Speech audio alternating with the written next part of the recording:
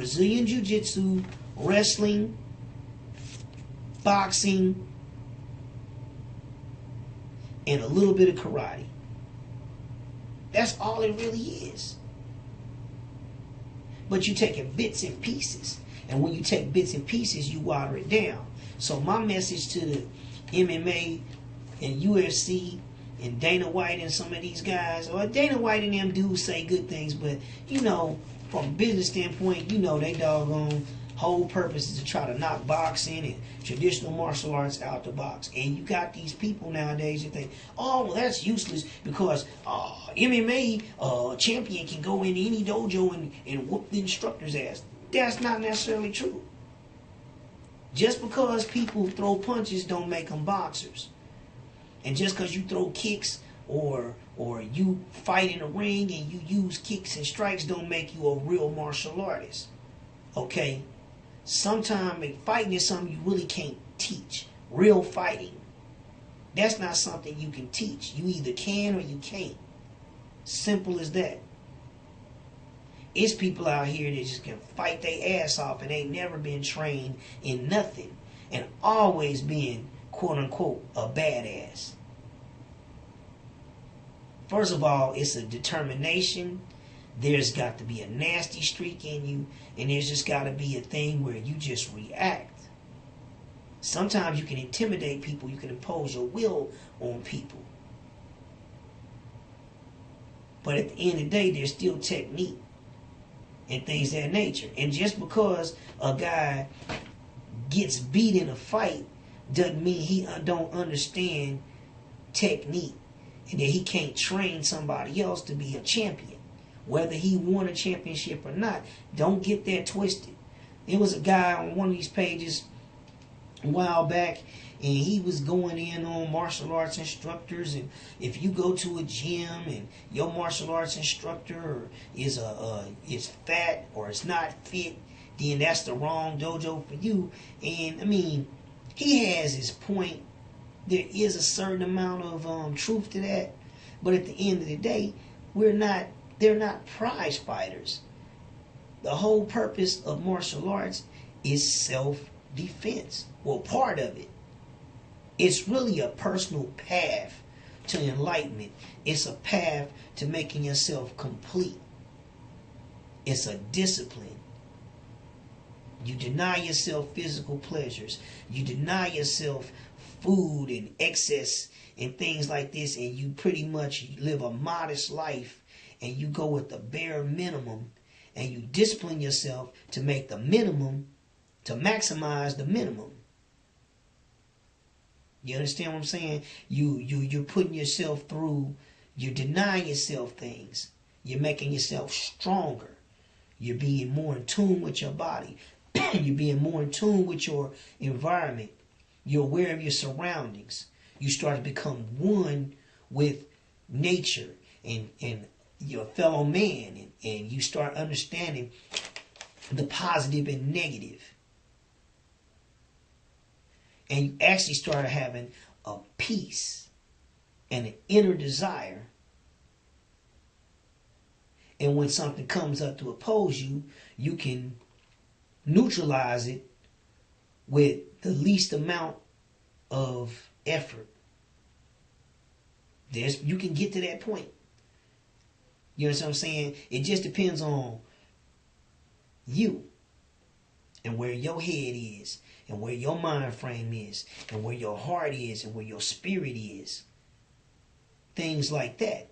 And that's always a benefit to man. But if we come out with some little bullcrap sport that basically just showing people basics of fighting and blending a bunch of things and taking from this, taking from that, taking from this, taking from that, and there's no structuredized standard of, well, when do you switch to this and when do you switch to that? I mean, hey, the ebb and flow of the fight, you got to do that anyway. If you're going to be a prize fighter, that's what it is. There's certain basic techniques that you can use in self-defense to save your life and to protect the loved ones in your family. But at the end of the day, You don't even really want to be in situations like that. You can get to a point to where you're so bad with your hands and your body that you get at an inner peace to where you don't even have to fight nobody. And if it happens, you all good. But at the end of the day, the dude was going in about the trainers and all this and that and talking about their physical condition and stuff. But see, that's a narrow-minded viewpoint, because then you judging people by appearance. And first thing first, you don't know what another person knows, and you don't know the will of a man. You cannot measure a man's willpower once he's determined. He may not ever have accomplished nothing in his life. He may have always folded. And yeah, if he's always been the type person that quit, gave up, when the going get tough, yeah, if you put enough pressure on him, he probably will quit. Okay? But what about that one time when he pushes himself beyond his threshold and digs deep within himself and does that? Are you willing to take that risk? Are you really? Because at the end of the day, when it really comes down to it, there ain't no such thing as rules and all that type of stuff. Man, eye gouges, whatever. I mean, that's considered dirty and all that. But man, in a life-death situation, if you got to poke somebody in the eye, if that's going to get you away or save your life, man, you better do it. This ain't no joke. Man, people is crazy out here. People ain't right. They mentally unstable. They spiritually dead. And when a person is spiritually dead, they're very dangerous because they don't care about themselves and they sure don't care about you. So, man, you know, it's nothing to fool around with anyway. But at the end of the day, that's like boxing trainers. Look at some of the best boxing trainers. They don't look like they can fight a lick. But they can teach you how. Their days of doing that stuff is over and done with. They might still, you know, something such, you know, until your reflexes and your actual muscular strength leaves you. Then, yeah, you are living on your own devices. But at the end of the day, man, that's all I'm really trying to say. At the end of the day, mixed martial artists, stop acting like y'all the shit. Stop acting like there is y'all the end all and be all. Because you're doing these kids a disservice because you're teaching these kids that it's all right to cut corners. And see, that's the problem with the world nowadays. People only see the end result of stuff, but they don't see how it started. They don't see all the steps that it took to get from an idea to the finished product. And they don't see all the hard work. You know, they say people only see my glory, but they don't know my story. You know, we see the glory. We see, oh man, the new iPhone or the new this or the new that. But you don't look at the time and effort that it took into building that. Some of these things that we seeing right now, that we touching right now as far as technology, was ideas 10 years in the making, 15 years in the making. You know, delayed gratification. We live in an instant gratification world.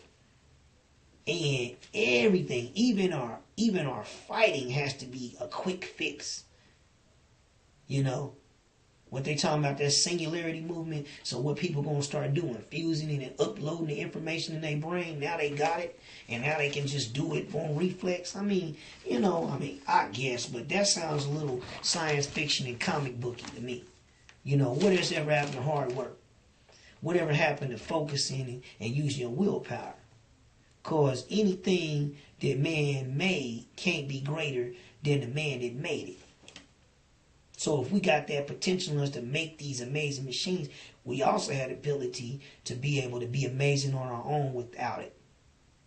So stop telling these kids lies and tell them the truth.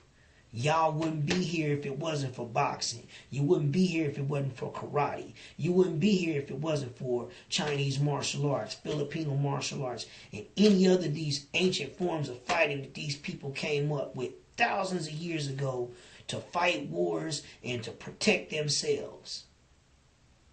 Start telling people the truth and learn to get along with other people. That's my rant for this week. Peace, fight fans. I'm out.